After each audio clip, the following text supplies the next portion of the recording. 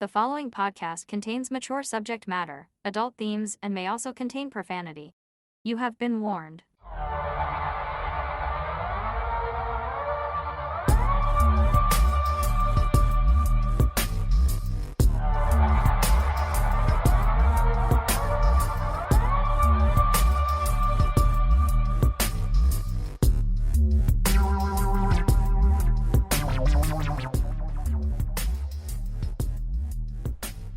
Well, how do, Absurdians? How do, and welcome back to the show. Guess who's here? Guess who's back? Back again. Mel is back. Tell a friend. Yeah, you should. Tell a friend. Yes, she's back. As you remember from last week, I said she was on special assignment. Yes, I was. I wish that she could say what it was, but I don't think she's allowed to. Well, probably not. She had to sign several NDAs, Yeah. non-disclosure agreements, to not reveal where she was, what she was doing, who she was doing it for. But anyway, all hail Mel. Oh, wow. All hail. And if I may, on a personal note, you were missed. Aww. I didn't say by me. Well, probably not. No, you were missed. You were missed. I didn't mind doing a thank solo show, though. It was kind of, you have to think faster. You do? Yeah, You know? that's for sure. But yeah, you know, I don't know if I could do it. I guess I maybe might we'll have to find try out. someday. We'll find out sometime. Maybe someday I'm I'll just have to gonna do it. sit here and not talk. Although I guess you, yes, you're going to be here but not say anything. Mm-hmm. Yeah, like that would happen. Oh. What were we gonna say? You guess what? I guess if you're doing a solo episode, though, you can always record part, stop, do another part. Like, you don't have to be That's exactly what I did. all in one go, That's right? what I did, dude. And Unlike what we do when there's two of us, because yeah, we're hot. Like we're fantastic. We're recording off the floor, as they say in the biz. Recording off the floor. Yep. But I did put some music in last week's show because I did a story rather, on the black metal band called Mayhem, which I've wanted to do for a long time. Long time. And it's heavy, dude. It's Yeah. heavy. They're a shitty band. Oh. Even though I have one of their T-shirts, only because it's so evil looking. Shocker. But whatever. But I put a little snippet of their music in, and so hopefully a black metal band in Norway doesn't hear it and decide to sue us, because I'll be blaming you. Blaming me. Yeah. Okay. So things are well. How art Things are thou? well. Things are well. Yeah. Well, if you can see my knee, it's all taped up. Oh, I didn't notice that. What happened? Dragon boating. No, not dragon boating. Not dragon boating. I think I did it at the gym. So it's really all Bev's fault. I see. Yeah. Do we want to say anything about Bev? Do I want to say something? Besides about it her? being her fault, I mean. Well, it's her fault. That's See. what I'm saying. Did she kick you or something? No. Oh. No. It was just part of her workout. Oh, well, that's And on you. It was like jumping, and I jumped the wrong way, and Well, like down instead of up? Like, what do you mean?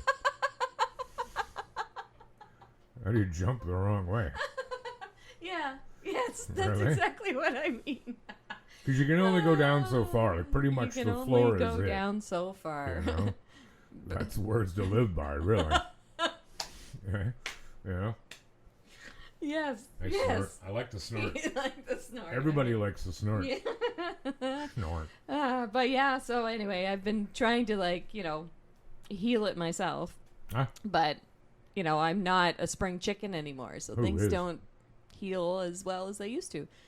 Oh, that's So for I sure. went to physio today, and Mm-hmm. Mr. Chad put me through the ringer, and now I'm all bruised up, and, Wow.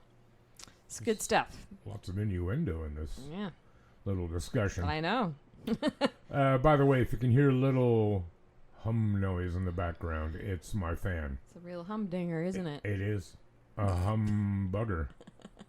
One of those candies, humbugs? Humbugger? Yeah. No, humbugs. Humbug? They're brown and they got little white stripes on them. They're hard candies, come in a bag. Grandmas carry them. I have no idea what you're They're talking about. awesome. Anyway, it's the fan. Because it's not that hot in here. But we have to have the door closed because of all the street urchins out back. The street urchins. So we need some air movement, otherwise we die. Wow. Yeah. I don't think that'll happen. But, No, you know, not now. Hopefully not. not. I hope not. And I not got stuff to mid-show. do. Oh, that ratings would go through the roof What? if one of us died while we were recording. You know, it'd be not that you, not that person would ever be aware of the ratings, No, it's but you true. know, the survivor would be like, You think shit. so? I don't know. Couldn't hurt. Mhm. Yeah. I don't really have anything to report in my own little life. I don't think so. No. No. Weekend was pretty chill. Long weekend. Didn't really go anywhere. Just kind of chilled. Did Yeah, I went some out. garden stuff, but I went out. My friend is home from northeast Saskatchewan. He's a Mountie there. We know Sab, yeah. his brother. Okay. So we were out Friday evening. Went to Howl at the Moon. Oh yeah. No, you did. not venture next door. I'd rather be shot out of a cannon into a wall covered in barbed wire. Well, that might be a I'll bit get much. the cannon. Really? Yeah. Gonna have to be a big bore. Yeah, and then Saturday, I stayed home. Sunday, I made ribs. Oh, God.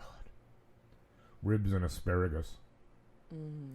Then yesterday, I went to my folks. We went to Walmart and Freshco. I think we went to Freshco. I can barely remember. No, Sobeys. I don't remember. Who cares? Yeah. A grocery store. Yeah, that might not even be true. I can't really remember where I went. Anyway, I went back to good their story. place and chilled in the afternoon. Then we watched the very disappointing hockey game last night. Oh, you weren't pleased? With No, the I outcome? was cheering for Buffalo. Yeah. My Balls house to was cheering Montreal. with for Buffalo too. Who? My house. Good. Smart Yeah. house. Yeah. Stupid I went to Montreal. bed, so. Now I got to cheer for the stinking Hurricanes, who I don't even really like, but I Mm. dislike them less than I dislike Montreal. Right. You know how it is. I hear you. Yeah, I was gonna do. Well, first off, I gotta say this is pretty much smack on our 2-year anniversary. Wow. Can you believe that? That's God, crazy. time flies when you got good duty, eh? When you got what? Good duty. Good duty. Yeah, it's a saying in the military. Okay. You know, I was there in '68. 2 tours. No, I wasn't. Yeah. I don't want to talk about it, okay? Yeah, okay, I got it. By the way, do you know how many Vietnam vets it takes to change a light bulb? How many? You weren't there, man! That's a hilarious joke, but Jeez. you millennials. Okay, boomer. Oh, you're not getting out of here alive. I am actually a year younger than the boomer cutoff. Oh, are you? Yeah, I'm an old Oh. ex. Old ex. And I'm a young ex. Yeah, it's true. She is a young ex. But I'm still an ex. You're an ex. I I'm got on the it. good side. You are. You're on the happy side. Yeah. Although there are some good millennials too. Eh. Oh, come on. I was going to go more into depth in this, but I'll save it for next week. Do you remember the story I did a couple weeks back about Johnny Somali, the Yeah. influencer who's facing prison in Korea, Yes. South Korea? Yes? Things are not going well for him. Uh-oh. No, I'm pleased to say that. Mm. He has unwisely decided to launch an appeal against his sentence, which can take 8 to 10 months, with the whole time he stays in detention. He was going to get 6 months and 20 days. Right. Now he's going to get 8 to 10 months, and there's a very solid chance they're going to double his sentence. Good. Oh, could not be more Good. pleased. Anyway, we'll go more into that next week. Where'd you go? I don't remember who's. Well, it's your turn. No, I'm going to go first because I have. All right, then. I have a PSA. Okay, go for it. That means public service announcement. Yeah, we got it. We got it. Well, some people might not. They might go, it's a PSA. It's summertime, or almost summertime. It feels like summertime. Although tomorrow it's supposed to be 11 degrees. Yeah, I know. Which I'm thrilled about. Balls to Yes. this weather. Agreed. But This is important that people be aware of this if they're not already. There is a wave of ticks that are crossing the border and invading Canada. Associate professor at Acadia University in Nova Scotia and the director of the new Canadian Tick Research and Innovation Centre said in an interview. According to the Public Health Agency of Canada, cases of Lyme disease, the disease most commonly spread by the bite of an infected black-legged tick or deer tick, are up across the country since 2009, and climate change is a factor. Would you like to know how to prevent ticks, Mel? Do I ever? Oh, why wouldn't you? So, the Ontario government advises using an insect repellent or bug spray that contains DEET or incaridin. For pets, owners are encouraged to talk to their veterinarians about preventative options. Treat yourself and your dog as well, because pets can accidentally bring ticks into the household, and you don't know, and you get exposed in this way. Wearing the right clothing when venturing into heavily wooded areas is also important. That includes long-sleeve shirts and pants that can be tucked into your socks. Mel already does that. Light-colored articles will also help you spot ticks more easily if they latch onto you. When you come back from your outdoor time, make sure that you do your tick check. You remove your clothing, and put the clothing in the dryer at a high temperature because they will dry out the ticks and they will die. If you or someone you know is bitten by a tick, Ontario's Ministry of Health advises against crushing or damaging the insect, as it could cause Lyme bacteria to pass into your bloodstream. Oh, wicked. Instead, use tweezers to grab the tick and pull it out. Once removed, wash the infected area with soap and water, and then disinfect your skin and hands with rubbing alcohol. Before disposing of the tick, call or check the website of your local public health unit to get advice on how to identify the tick. Like, it might be named Dave or, Well, Shauna. might, yeah. You can also submit a photo of the tick to etick.ca for identification, the government says. Wow. I don't think I've ever had a tick on me. I don't think I have either. I'm absolutely certain I don't want one. I know I don't want Lyme disease. No, definitely not. No, that sounds uncool in every way. But you've got a doggy dog. I do. Does Sam ever go outside? He bolts out the front door sometimes. Right. He just likes to go down to the bottom step and eat the few blades of grass that are there. I get it. I'm with him. Yeah. Now, Maddie's got fairly long hair. Yeah, she sure does. So it might not get into her skin, but check the hair. You know what I mean? Oh, yeah. She's on, like, flea and tick medicine and all that stuff, too. Does that solve the problem? Yeah, it's I don't supposed know. to. It's supposed to. I'm That's going kind to of start like- wearing a hearts 2 in one collar. Yeah, you should. Like, put them around my ankles. Yeah. So, because I was reading one dude, he said, like, he had long pants on, and the tick must have jumped on his sock and crawled up his leg. Oh, I bet. And he said itchy. it got a little too close to his old fella. Ew. Yeah, that would be unawesome. I said unawesome. Unawesome. Yeah. Tick But on you the want pecker. another guy. Oh, no, another guy said he got it, crawled up his leg and, like, latched on underneath his belt line. So, yeah. Check under your folds. Okay? Did you hear that? I did my whiskey laugh. Your whiskey laugh? Yeah. Like kind of smoky wheezing. and The wheezy. wheezing, yeah. It's a Yeah. good smoking laugh, too. Yeah. You've been hanging out in the honky tonks too much. So yeah, there's our PSA. Beware of ticks. Don't invite them in, no Don't. matter how charming they may be. Yeah, I know, right? Don't let them in. No. Once they're in, oh god. You gonna start with a story? I am gonna. Because you were absent last week, so I that's your was absent. punishment. As punishment, yeah. Mm-hmm. It's really bad. It is. All right. You ready? I'm very ready. All right. Let's give her. All right.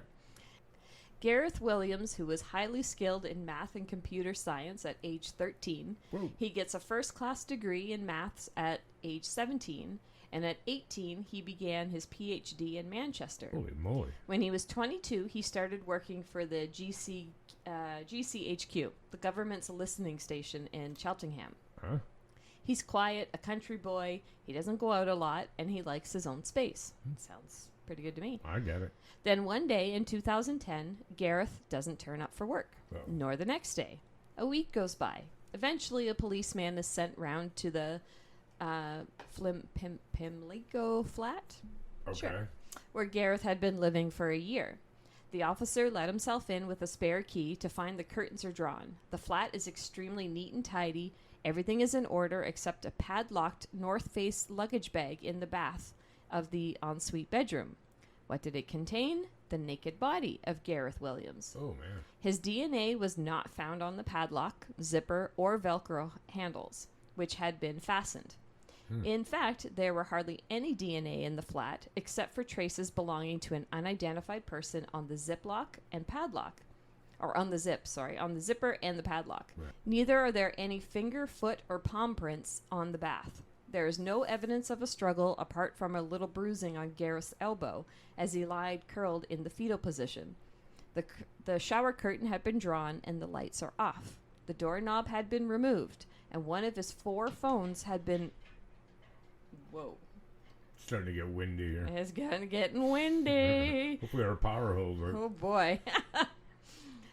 The doorknob had been removed and one of his 4 phones had been reset to factory settings. Why does he have 4 phones? Guess given what he's doing, I don't know. Oh, yeah, true. The flat had been locked from the outside. The key for the padlock was in the bag with Gareth.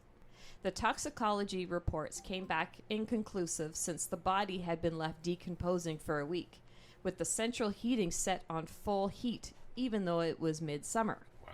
It is too late to prove whether Gareth died while he was in the bag or before.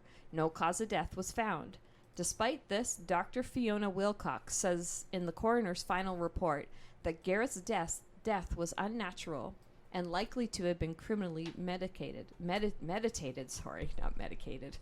Wow, are you medicated? And that maybe I should be medicated. And that the lack of hand and footprints in the bathroom is significant. In addition, Dr. Wilcox voices concerns about why it took so long for Williams' disappearance to be reported. He says that the evidence given by Gareth's line manager at the GCHQ begins to stretch boundaries of credibility, and that the delay could have caused key evidence at the scene to be lost. Robin Williams, the Williams family solicitor, said that Gareth's employers failed to even make the most basic inquiries about his whereabouts and welfare. Meanwhile, the tabloid press runs what members of the Williams family describe as a smear campaign against Gareth, quoting unnamed sources. It is incorrectly reported that the flat contains cocaine, gay pornography, and S&M paraphernalia, and that Gareth cross-dressed and paid male escorts for sex. The detectives refute this. It does emerge in the course of the investigation that Gareth had visited bondage websites and looked up bondage training on YouTube. The internet history suggests he had interest in fashion and ladies' fashion, and there was £20,000, approximately $37,000 worth of women's clothing in the flat. Wow. Are your clothes worth that much? My clothes are definitely not worth that much. Maybe grand total. No. You look good, 30,000? though. No, that would be a lot. That'd be Damn straight it's a lot. That's a lot You of kidding me? money. Yeah, man. For anybody's clothes. Yeah. But the fact remains that very little is known of Gareth's sex life. He seems to have been a private person, and not a great deal is discovered to substantiate why he would have padlocked himself in a luggage bag in his bath with the lights off. Certainly his family and friends believe it is unlikely he would have done such a thing. Despite the recent revelations about the extent of GCHQ snooping, there is so little evidence supporting the hypothesis that Mr. Williams killed himself accidentally. Indeed, the professionals tasked with analyzing his phone seem to have been woefully inept to do so, suggesting they did not expect to find anything. Only evidence pointing to the fact that Mr. Gareth Williams was murdered by a professional has surfaced so far. But if it was the British intelligence agencies, why would they have done it in such a way that it caused this amount of scandal? Right. If it was any other party from the intelligence agencies, seemed to have acted to prevent any information emerging about the case. That's what the result of the 3-year police investigation points to. In a briefing marking its conclusion earlier this month, the Met concluded that Gareth's death was just an accident. Yeah, sure it was. Yeah, he locked himself in there Yeah, sure. from the inside. And that no one was present when he died. The direct contradiction with the coroner's verdict and the view of the Williams family, their lawyer, and the various experts who assisted the investigation and attended the scene. Clearly, the establishment are avoiding the most obvious explanation for Mr. Williams' death. Why? What is not clear is why. And I saw another part of this, too, where some of the investigators were trying to recreate what happened. Right. So he's in this bag, it's zipped up, it's padlocked, the key is in the bag, and they were trying to recreate doing that. Oh, the key was in the bag. Yes. And they tried like 300 times to recreate his escape. Like if he was doing it for some sort of pleasurable bondage thing. Yeah. They're like, he couldn't have done it by himself. There's no way. Well, how did he even get it locked? I mean, you don't need a key to lock a padlock. No. But how Right. would you do that? Well, you couldn't. Right. Like, But then they're like, oh no, it was an accident. Yeah, sure it was. and it's a good point. Like, if this government agency wanted to knock him off, even if you wanted to discredit him in the process, like with the suggestions of coke and homosexuality and cross-dressing and bondage, none of which is relevant, It's not. in my opinion. I mean, Nope. if his lifestyle choices, caused someone to come into the scene who was evil, okay, but it's still hardly his fault, Yeah.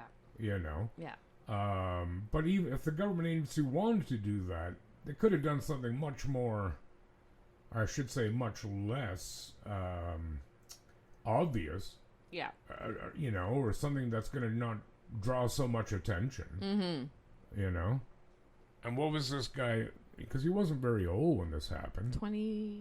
No. Did I say how old he was? I don't know.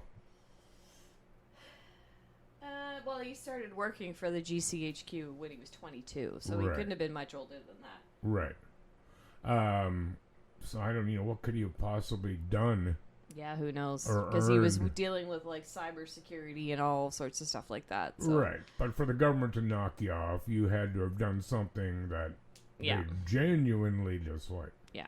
And as much fun as the idea of the James Bond world is, Mm-hmm. it's not really that accurate, Right. you know? I feel Wow, ya. man. Poor dude. Poor dude, indeed. That's not fair. And they don't know if he died before he was in the bag or after. Right. I don't know what's worse. I think I'd rather die outside of the bag. I mean, it would have to be a pretty big piece of luggage to get my ass in there. Yeah. Yeah. And I'm pretty sure it'd be uncomfortable, and I'm not particularly claustrophobic, but that would push me over the edge. Yes. I'm pretty sure. I'd probably try to chew my way out. Would you? Wouldn't you? Like, wouldn't you do almost Well, anything? you do almost anything Right. to get out of there. Yeah. You know? Yeah. So Wow. he probably died before he was put in there. I hope so. For his sake, I hope so. But then why would it be padlocked if he was already dead? Good question. So many questions, So Rod. many, and so so many. Few answers. Yeah. And so little time. So Mm, go ahead. mm, What's your mm. story? Well, this is, how I did the PSA about ticks. Yes. This is something of a PSA. Particularly, specifically for women. And I think you yourself should pay attention to this. Oh, goody. Yeah. So, medical experts have warned women against applying tobacco powder to their genitals. Tobacco powder to their genitals. Yeah, I think they mean like snuff. You know what I mean? Like you can get little tins of it like Skoal. Oh, like or, chew? No, because chew is big hunks. This is just, and you put it under your tongue and it gives you a little hit. I think it's revolting. Ugh. What's his face? Sherlock Holmes used it too. Oh, okay. Snuff box. is what you Snuff kept it box. in. Yeah, don't make it Wow. more. Don't make it more than it Is that is. what we're calling it now? That's what they were called, dude. Women who indulge in the practice claim that it boosts sexual pleasure and helps their fertility. There is no scientific proof for either, physicians say. Rather, experts warn tobacco powder has the potential to cause cancer, difficulties during delivery, and it is capable of affecting the normal flow of menstruation. A researcher and consultant obstetrician and gynecologist at the Nigerian Institute of Medical Research, Yaba, in Lagos, Dr. Gregory Onahoin, Dr. Gregory Ohioin, I'm not saying that again, I'm just saying doctor from now on, Okay. said tobacco has a lot of side effects and its use should be discouraged among women. I would say among anyone, really. It is not healthy for women to apply tobacco powder to the genitals. Tobacco is associated with cancer in many parts of the body, so it's not safe. Tobacco has a lot of side effects, and it is not healthy for women to add it to their genitals. Tobacco is associated with gut cancer and over 75% of the cancers of the body, and that is why tobacco is highly discouraged, he said. There is nothing good in tobacco. The evidence is well documented. Some people have the tendency to be addicted to it, and in whatever form you take it, it's a very dangerous substance, and it is associated with cancer in many different parts of the body. It doesn't improve fertility. There is no good thing associated with tobacco. Also, a senior resident doctor at the Department of Obstetrics and Gynecology in Lagos State University added that the practice has no effect on libido or fertility but can cause scarring. It's known that many women apply some substances into their genitals for various purposes. Some are culturally motivated. However, all these have an impact not only on the genitalia, but also on the reproductive parts generally. It's more of the negative side effects than the positive effects. One of the known effects is that it can increase the risk of developing cancer of the reproductive parts, especially ovarian cancer. You don't want ovarian cancer. You don't want Nobody ovarian does. cancer, no. I don't want it, but I don't think I can That's get what it. my aunt had, Yeah, it's nasty. and she did not survive it. No. He said several studies and researchers have shown that the use of talcum powder or tobacco powder can increase the risk of ovarian cancer, especially in those that have a family history of genetic predisposition. Sometimes some women use corrosive substances in an attempt to tighten their genitals. This can result in scar formation, which can eventually disturb the normal architecture of the genitalia with the subsequent affectation of normal menstrual flow. It may also result in difficult sexual intercourse. Sometimes it can affect them during child delivery. So there are myriads of complications that could arise from it. A good genital hygiene is normal cleaning with lukewarm water and not even too frequently, as has been advocated. It's true, they are self-cleaning, men and women. Yeah. You know. The gynecologist noted that anyone involved in applying substances on their genitalia is advised to desist and discuss with a medical practitioner or see a specialist. When such a patient comes in, we try to evaluate, ask questions. Some don't usually disclose that they've ever inserted anything, but with further evaluation, we tend to find out that's what they've done. Then we evaluate them further, generally, especially the genitalia, before we commence treatment. Overall, it's not good for our women to indulge in the habit because it can expose them to immediate and delayed complications to the extent that it can lead to cancer of the reproductive parts. That same joker from the beginning said, Right. Again. A study published in the Nature journal shows that cigarette smoking is associated with an altered vaginal tract metabolemic profile. I have no idea what that means. Wow. The research involved 40 women who self-collected mid-vaginal swabs during a single visit at the center. However, 4 women were excluded from this analysis due to poor DNA quality, affecting the normalization of the vaginal metabolism. There's a lot of big words in this. Try that again. In the study, the researchers determined that overall smoking did not affect the vaginal metabolome after controlling for community state types, but several key metabolites were evaluated in smokers. Women who smoke may have increased susceptibility to reproductive tract infections due to the observed increase in concentrations of biosynthesis of biogenic amines, and the finding was even more pronounced among women who had low levels of lactobacillus. That's the ick. You know what I mean? They added that the metabolite profile of vagina was strongly influenced by the resident microbiota, as well as cigarette smoking and epidemiologic analysis that controlled for possible co-founders. Detection of nicotine and its breakdown products in the vagina may serve as molecular biomarkers of smoking. So what that means is your OBGYN, can be taking a look up your plumbing and determine you're a smoker. Right. But you're not smoking with your vagina. Right. Because I think I've seen, on movies, strippers try to do that. And I don't... Smoking with their vaginas? I don't think it's possible. I really don't think it's possible. Yeah. I mean, I can't say I've tried. Yet. I know what I'm doing this weekend. I gotta... Yeah. Remember, a cigar is just a cigar. According to Freud. Our result suggests that smoking is associated with several important metabolites present in the vagina that may have implications for women's health. This study serves as a pilot for the development of future studies of the mechanisms linking smoking to poor gynecologic and reproductive health outcomes.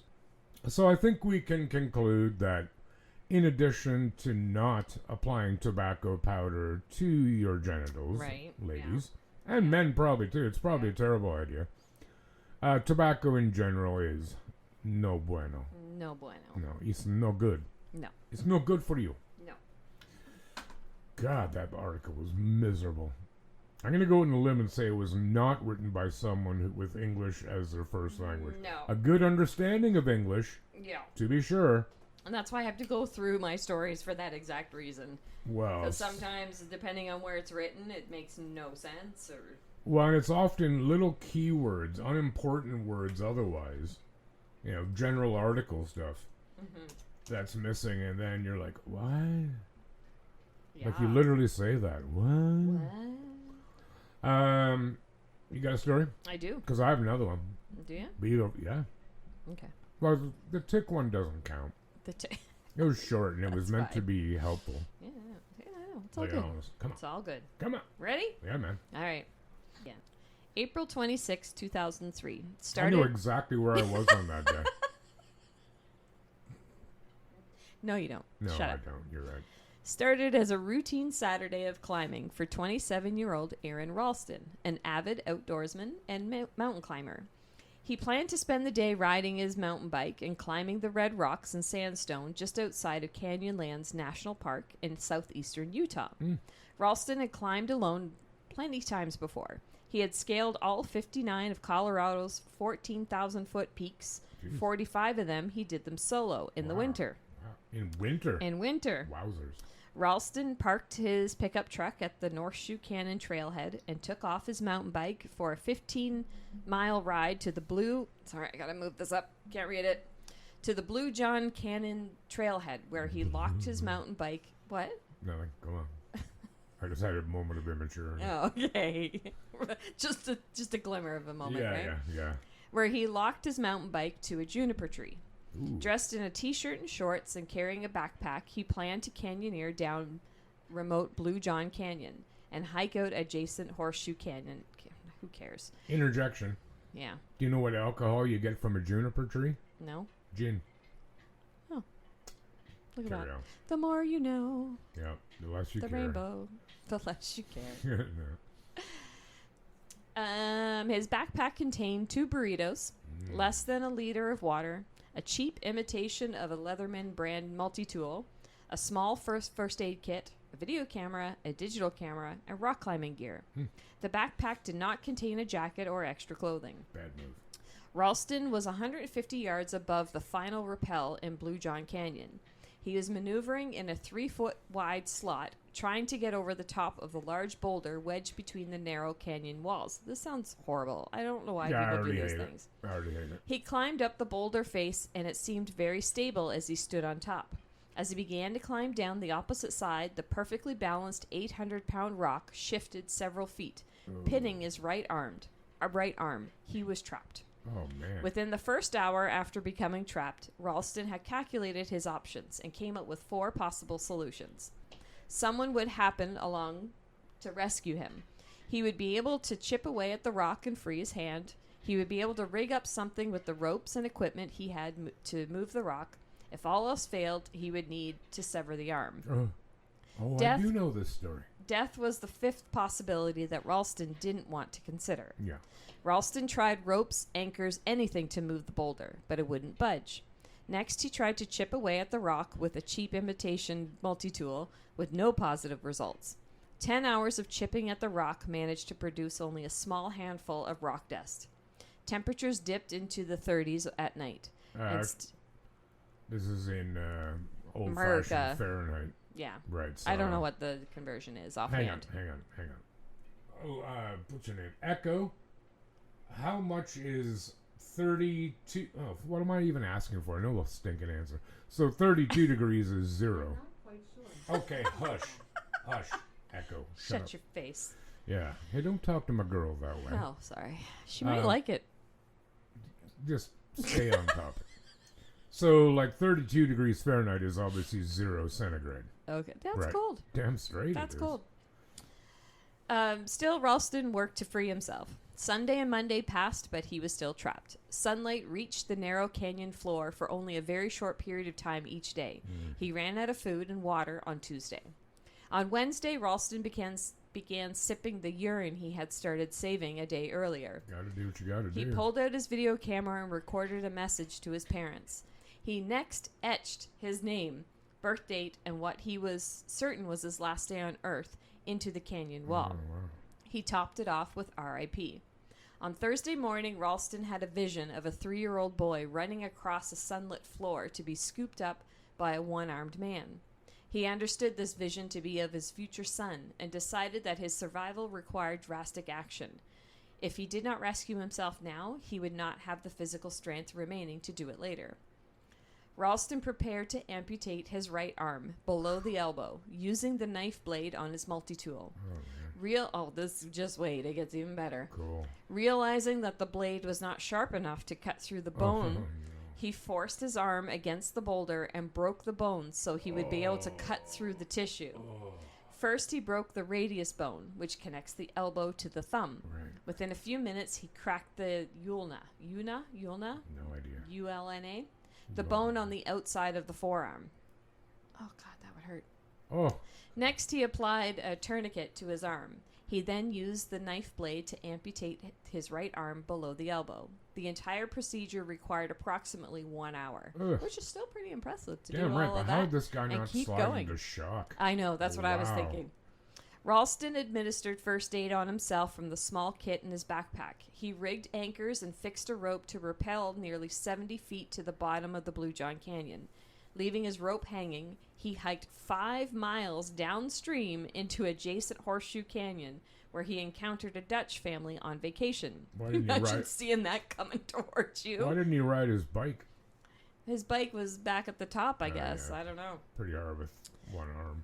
He had to get back to his truck Oh yeah. to get to the bike. True. Yeah. The Dutch couple, Eric and Monique Meunier, and their son Andy, had just finished photographing the famous Grand Gallery. They heard a voice behind them cry, "Help, I need help." Ralston walked quickly towards the couple. His arm, or what was left of it, hung in a self-made sling. He spoke clearly. Hello, my name is Aaron. I fell off a cliff on Saturday and I was stuck under a boulder. I just cut off my hand 4 hours ago and I need medical attention. I need a helicopter. A way to traumatize Andy. Yeah. Jeez, Yeah, I know. It was decided that the wife and son would try to get out of the canyon as quickly as possible to get help. Eric remained with the injured man to guide him to the correct direction and provide him with food, water, and mental support. Despite all the blood loss, Ralston maintained a strong walking pace until sand in his shoes started to irritate him. Not that you just cut your arm off. It's the little things, dude. He stopped in a shady part of the canyon to cure the annoyance so he could continue. Wow. In the meantime, Ralston's friends began to worry when he failed to appear for work and called authorities. The dilemma was that Ralston had neglected to notify anyone of his itinerary. Bad move. It is bad. His mother found out her son was missing Wednesday when his boss called her. A friend helped her break into her son's email for clues on the whereabouts, to no avail. Authorities in Aspen discovered he had used a credit card to buy groceries and notified authorities there to start searching for him. Once the authorities figured out where his truck was and where his bike was, the search helicopter was soon airborne, and it was flying around for 2 hours but found nothing. Suddenly, the flight crew noticed two people deep in Horseshoe Canyon, waving. It was the Dutch wife and son, and they were frantically signaling the helicopter and pointing in the direction of the victim. The flight crew quickly perceived the signals and landed in a wide spot in the canyon near Ralston. The flight crew was shocked at the sight, dry and fresh blood coating his body and the missing arm. The rescue crew could not believe it. Ralston was within a mile of his pickup truck. He almost didn't even need to be rescued. After Ralston was helped into the helicopter, Mercer peeked back at him. Ralston's right arm was in a makeshift sling made from a camelback he used to carry water. That's pretty good. It is good. Ralston leaned his head back into the helicopter and sipped on some water. They kept him talking so he wouldn't lose consciousness. I just saw lightning. Cool. 12 minutes later, the helicopter arrived at the hospital in Utah. Ralston walked into the emergency room without help, then pointed out on the map where he had been stuck. Mercer and the other deputies went back to the canyon, hoping they could retrieve Ralston's arm and that they could reattach it, but the trip was futile. You have to guess, though. The deputies could not remove the boulder. It would take 13 men with equipment to later remove the severed arm. Aaron Ralston also had an amazing will to live. He never gave up, and he saved himself. Wow. So, yeah. That dude's, what? Amazing? Yeah. Like, getting to the point, I mean, obviously hopefully we'll never know, but getting to the point where you're like, I gotta break my freaking arm here. I gotta break it in a few spots so I can cut through it. Yeah. To get out. Like, oh, I can't even. I once got my arm stuck between my stove and the end of my cupboard trying to grab a fork that fell. And Sorry, I don't know. like, I briefly considered the same thing, like cutting off my arm. You know? But. Yeah. It's probably not the same. Probably not the same. But it is amazing to me that he didn't go into shock and die from shock. Well, what to say? It took an hour to do it, so I wonder if there was like a period of time where maybe he did like pass out for a minute, and then. Well, especially like I've broken things and I've hurt things and I've passed out. Mm-hmm. So, yeah, I don't know. There is actually a movie about it. Yes. I couldn't remember the name of 127 days. 127 hours. Hours, days. Yeah, Yeah, days. right. You'd be a long time. Yeah. You know, that's You probably knew what not I going meant. to make Shut it. up. I hated everything about that story except for one thing. What? The 2 burritos. Because those sound amazing. I love burritos. Me too. Burritos are delicious. Wow, he's amazing, dude. Yeah. I presume he got a prosthetic arm at some point. I would assume. Wonder why they were so determined to get the arm. Like, well, I think they wanted to reattach it. yeah, but shit. But they couldn't get it. But then they got it later. Why? Why don't you just leave it for the eagles or whatever lives around there? And then at that point, it would It'd be grim. It'd be too long. Yeah, shit, yeah. Shit, yeah.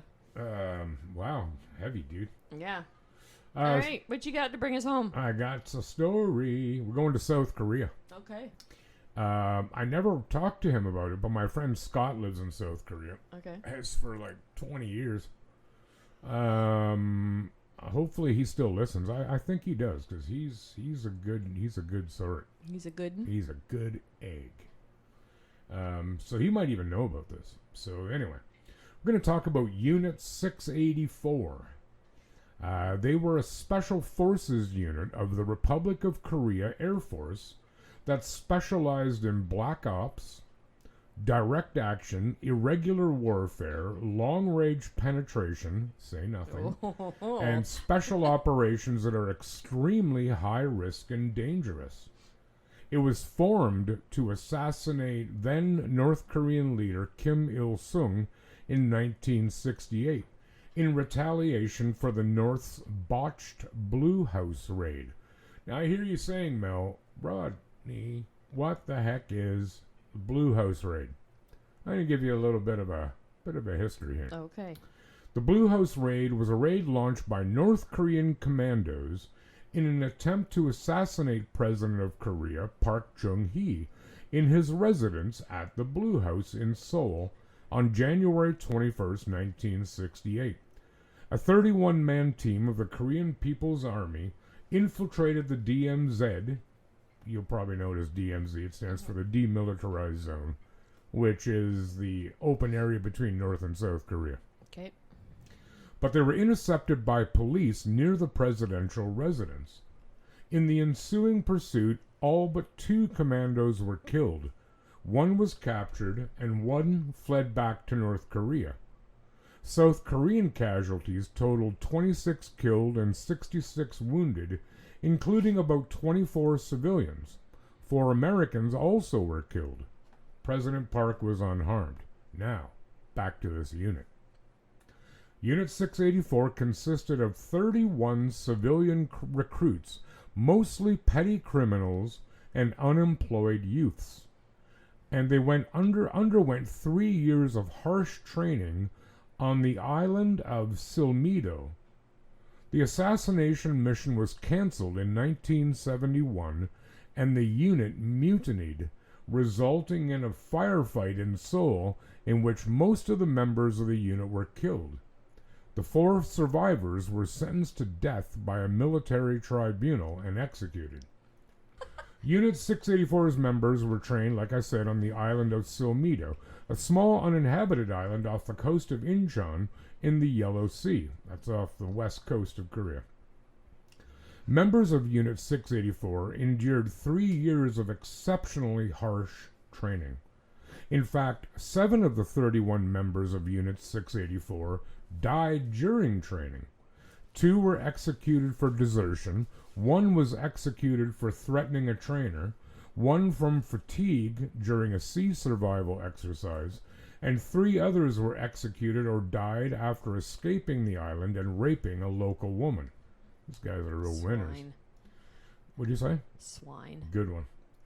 Unit 684's assassination mission was cancelled following an improvement in relations between the 2 Koreas. On 23rd of August 1971, the 24 surviving members of the unit mutinied, killed all but 6 of their guards, and made their way to the mainland, where they hijacked a bus to Seoul. The bus was stopped by the army in the Daebang-dong neighborhood of Dongjak District, Seoul. 20 members of the unit were shot or committed suicide with hand grenades. Damn, that's a way to go. A contemporary news report in the New York Times stated that 23 members of the unit, described by the defense minister as special criminals, had killed 12 Air Force guards on Silmido, escaped the island dressed as paratroopers, landed on a beach near Incheon around 1 p.m. and then hijacked a bus. Hundreds of soldiers and police were mobilized to intercept the bus, forcing it to crash into a tree in southwestern Seoul. After a standoff, the unit members detonated grenades on the bus, killing 15 and leaving 4 wounded. The invasion of Seoul had resulted in 34 killed, 30 wounded, and 7 missing. The defense minister declined to explain why non-military personnel had been kept in military custody. These guys weren't recruited as soldiers, right? They ended up being soldiers, but they were taken from prisons. Right. That's an old game, man. Russia's doing it right now in Ukraine, sending prisoners to fight. 6 guards survived the uprising. One of the guards confirmed that the unit's mission had been to infiltrate North Korea and kill Kim Il-sung. He stated that most of the unit's members were petty criminals, stating that they were the kind who would get into street fights a lot. He also gave his version of why the uprising occurred. They revolted because they felt they were never going to get the chance to go to North Korea and that they would never be allowed to leave the island. They were in despair.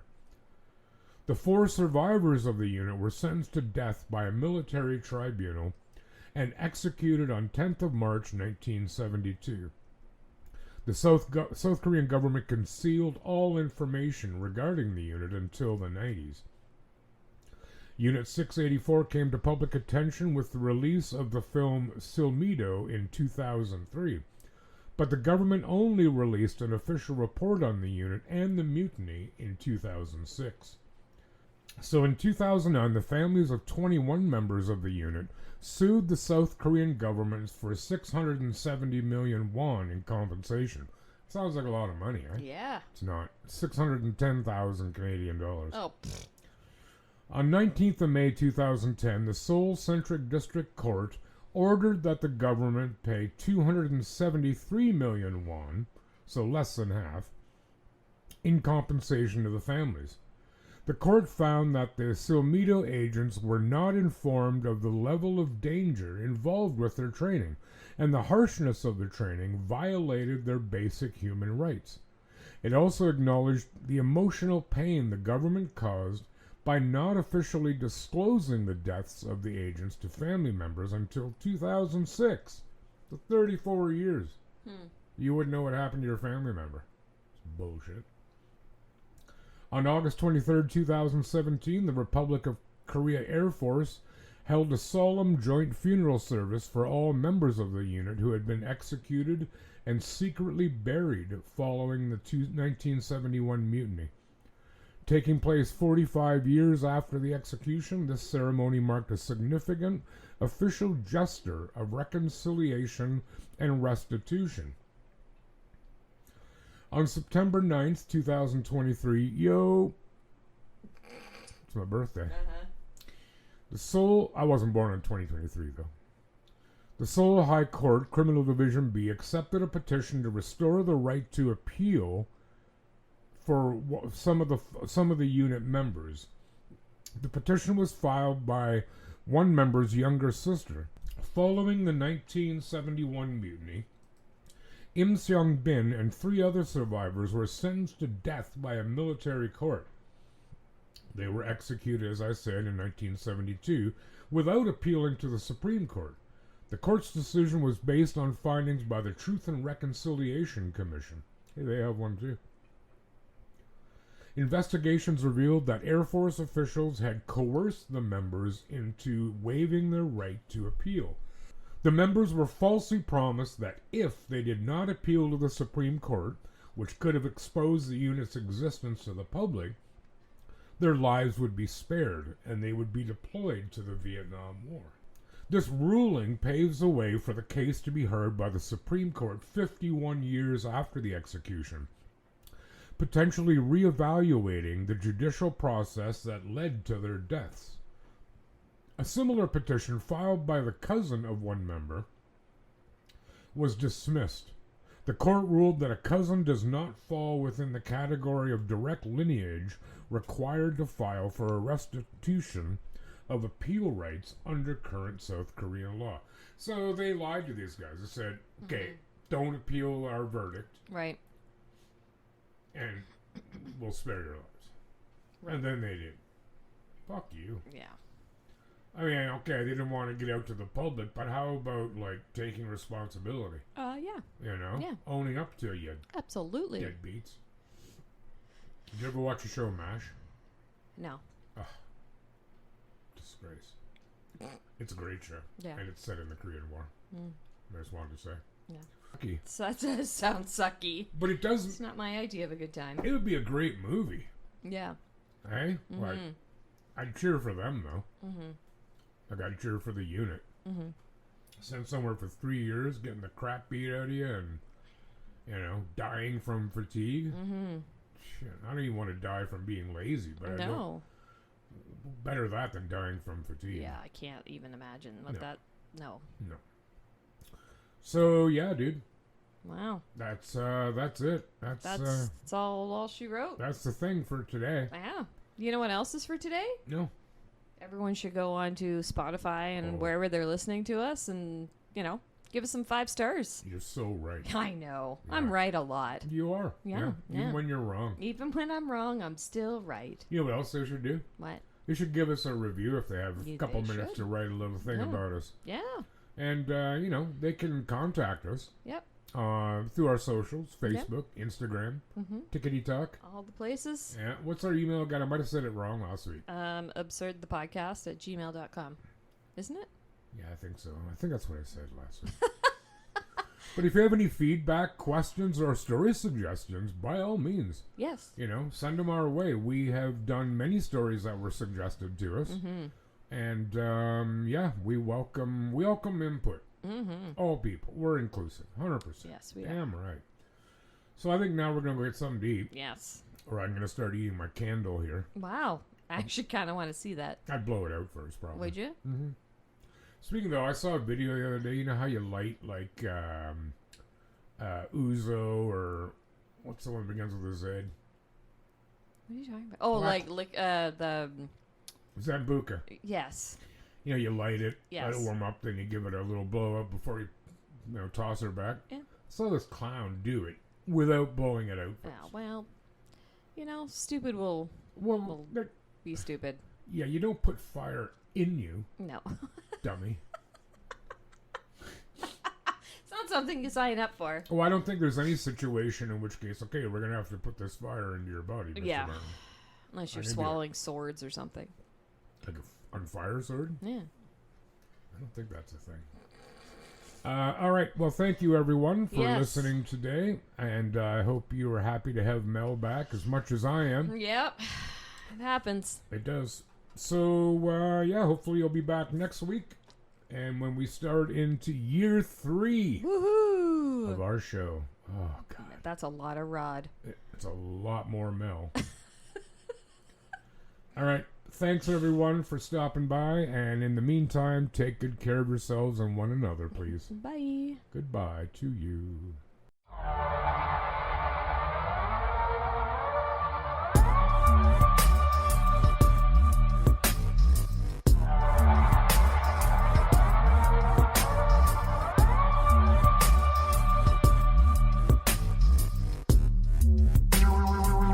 The Absurd Podcast is written, produced, and recorded by Rod and Mel.